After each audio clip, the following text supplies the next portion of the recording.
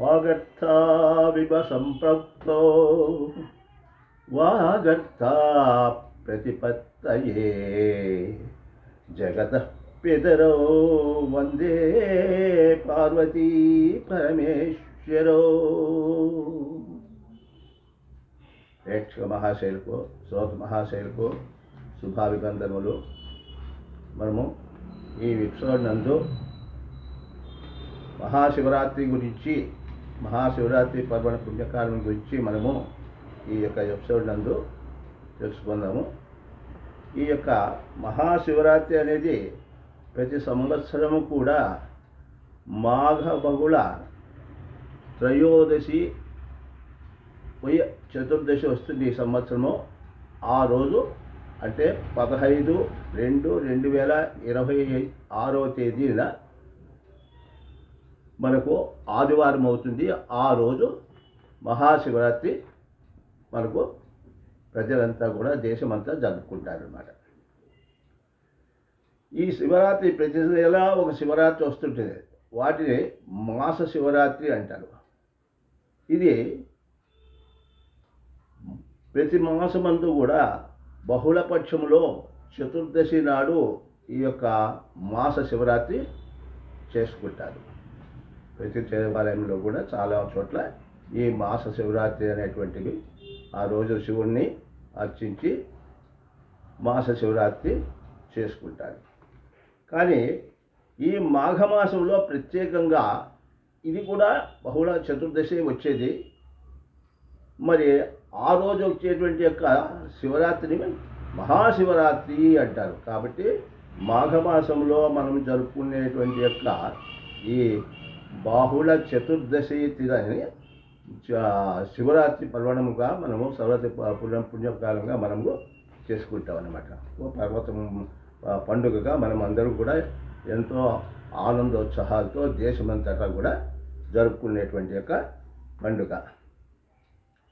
మరి ఈ దినము శివునికి చాలా ప్రీతికరమైనటువంటి యొక్క రోజు, అది అందరికీ తెలిసింది. దేశంలో ఉండేటువంటి అన్ని క్షేత్రాలు, శివక్షేత్రాల్లో ఈ యొక్క శివరాత్రి పండుగను ఎంతో వైభవంగా ఆనందోత్సాహాలతో జరుపుకుంటారు.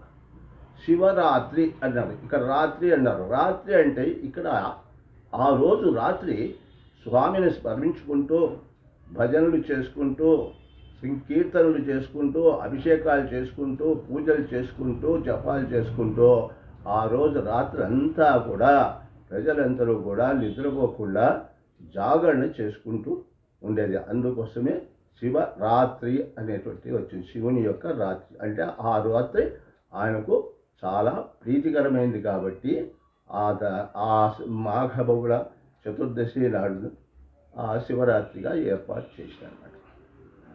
మరి శివుడు తప్ప మిగతా దేవుళ్ళందరికీ కూడా ఆకార రూపంలో, విగ్రహాల రూపంలో ఉంటుంది. కానీ శివుడు మాత్రము ఈయనకు ఆకారం లేదు. ఈయనకు ఒకటే ఆకారం. ఏమిది ఆ ఆకారం అంటే ఈ లింగాకృతి, లింగ రూపంలో ఈయనను అర్చించడం అన్నమాట. ఇక్కడ విష్ణువు వచ్చేసి ఆయనకు అలంకారం చేస్తే ఆనందపడతాడు, శివుడు అభిషేకం చేస్తే ఆనందపడతాడు. అంటే ఆయనకు నీళ్లు పోస్తూ ఉండాలి, ఆయన శిరస్సు మీద నీళ్లు పోస్తూ ఉంటే ఆయన ఆనందపడతాడు. అందుకోసమే శివరాత్రి నాడు అంతా కూడా దేశమంతా అన్ని శివక్షేత్రాల్లో కాశీ, తర్వాత రామేశ్వరము, శ్రీశైలము, కాళహస్తి ఇటువంటి పుణ్యక్షేత్రాలు అన్నిటి యందు కూడా ఎంతో వైభవంగా, అంటే ఆ పెద్ద పెద్ద క్షేత్రాలంతా కూడా ఎంతో వైభవంగా చేస్తారు. కానీ ఎక్కడే శివుడు ఉంటాడో అక్కడంతా కూడా ఆ రాత్రంతా కూడా ఆ గ్రామాల్లో ఈ యొక్క శివరాత్రి ఉత్సవాన్ని చేసుకుంటాడు, మన శివరాత్రి పండుగ చేసుకుంటాడనమాట. మరి ఈ శివుడు లోకాలకంతా కూడా ఎంతో మేలు చేసిన వాడైనాడు. ఎట్లా అంటే పాలసముద్రం సెలికినప్పుడు ఆ రాక్షసులు, దేవతలు అమృతం కోసము ఈ పాల సముద్రము చిరికినప్పుడు అందులో నుండి లక్ష్మి, చంద్రుడు, అదేవిధంగా ఇంకా ఐరావతము ఇటువంటివన్నీ వెలువడినాయి. దాంతోపాటు హాలాహలం అంటే విషము కూడా బయటకు వచ్చిందంట. ఆ విషము వచ్చినప్పుడు దాన్ని ఎవరు కూడా భరించేటువంటి శక్తి లేకుండా పోయిందనమాట.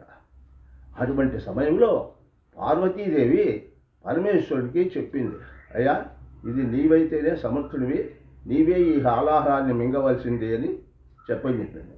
నువ్వు ఈ ఆలాహారాన్ని మింగితే లోకాలన్నిటికీ నువ్వు ఎంతో మేలు చేసినట్టు అవుతావు, లేకపోతే లోకాలన్నీ కూడా అల్లకల్లోలమైపోయి భస్మమైపోతాయి ఆ ఆలాహారానికి అని ఆయనకి చెప్తే అప్పుడు ఆ పరమేశ్వరుడు ఆ హాలాహారాన్ని మింగినాడు. మింగినప్పుడు ఏం చేశాడు, తన కంఠంలోనే నిలుపుకున్నాడనమాట.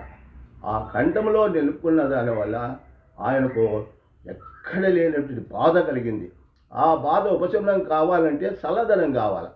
చల్లదనం కావాలంటే ఏమి, ఆ గంగామాతను శిరస్సు మీద, ఆ చంద్రుని చల్లని చంద్రుడిని శిరస్సు మీద ధరించిన దానివల్ల ఆ హాలాహల బాధ ఆయనకు తగ్గిపోయింది. మరి ఆ హాలాహలాన్ని ఆయన మింగకుండా పోయినట్టే ప్రపంచాలన్నీ దేశాలన్నీ కూడా లోకాలన్నీ కూడా అల్లకల్లోలమైపోయి నాశనమయ్యేది.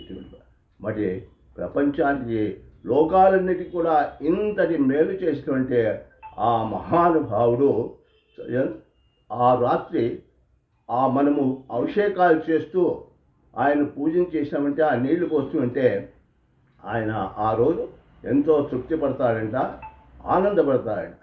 కాబట్టి మనమందరం కూడా ఆ యొక్క శివరాత్రి నాడంతలో మనము ఈ యొక్క శివుని యొక్క ఆరాధించుకుంటూ చేస్తున్నాము. తరువాయి భాగం మరి ఎపిసోడ్లలో మనము తెలుసుకుందాం.